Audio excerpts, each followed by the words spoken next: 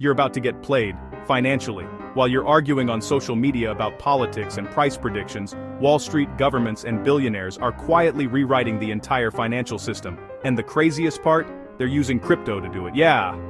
The same thing people said was dead 5 times this year. Let's talk about why XRP could hit double digits, why banks are suddenly pro-crypto, and why you might be getting poorer without realizing it. So here's the headline nobody is taking seriously enough. The Clarity Act just cleared a major hurdle. Sounds boring, right? Wrong. This is the moment crypto goes from the Wild West to Wall Street's playground. And guess who's sitting at the center of it? Ripple! They're working with banks and testing global payments and positioning XRP as a bridge asset for international money. Even Swift is integrating systems connected to Ripple. Translation: this isn't retail hype anymore. This is infrastructure. Supply dynamics are misunderstood. If XRP becomes a global bridge asset, even a large supply can be absorbed quickly. Price explodes when utility meets hype. When retail finally understands XRP, that's when things get aggressive. That's why analysts are saying XRP could hit double digits before the end of Trump's term, not because of hype, but because of regulation, plus utility, plus institutional money. Let's have some fun. And consider, if XRP gains mid-level global adoption, then prices can range from $10 to $50 per XRP. And in an optimistic extreme case of XRP becoming a full global bridge asset, then prices can range from $50 to over $100 per XRP. Think about that. Many investors were afraid of XRP during the 5-year SEC lawsuit, which significantly impacted the price. If you haven't already, DCA and consider holding some XRP while it's under $2. You may thank yourself later. Not financial advice, and always do your own research. Let's kill the biggest lie in crypto right now. Banks are afraid of crypto. No, they're not. They're buying it, building it, controlling it. BNY Mellon says crypto's future runs through banks. Visa is now validating blockchain transactions. The New York Stock Exchange is building 24/7 tokenized trading. Let me say that again, stocks, that never close. That's not decentralization, that's Wall Street with superpowers. Smart money is moving. Tom Lee just dropped $145 million into Ethereum. Bitcoin ETFs pulled in billions in a month. Cathie Wood is buying the dip. Meanwhile, an Ethereum OG just sold $31 million after holding for a decade. That's not random. That's strategy. Accumulation, distribution, repeat. If you're emotional in this market, you're not investing. You're donating. Now, zoom out.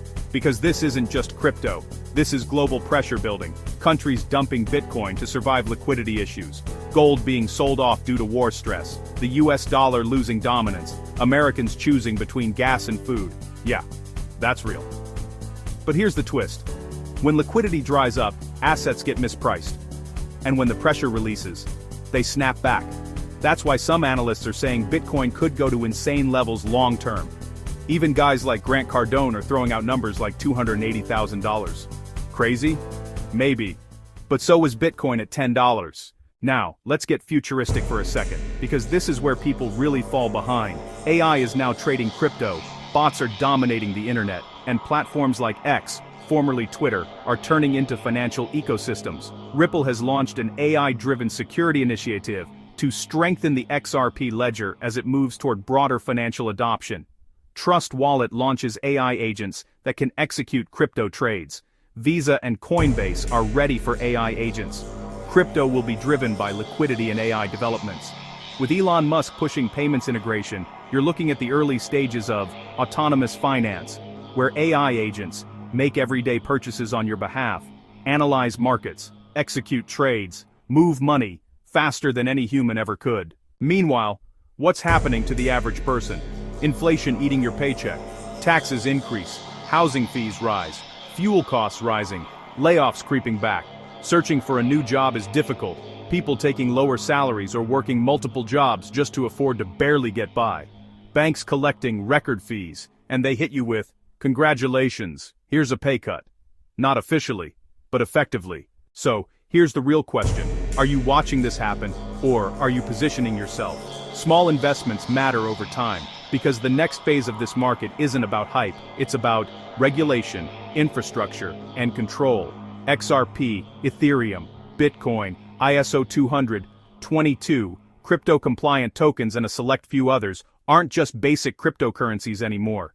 They're pieces of a new financial system being built in real time, and by the time it's obvious, it's already too late to get in early. If you made it this far, you're already ahead of 90% of people. Drop a comment, early, if you see where this is going, or NAH if you think this is all hype, and if you want weekly breakdowns like this, raw, unfiltered, and ahead of the curve, hit subscribe, because the next move is going to catch a lot of people off guard. Peace.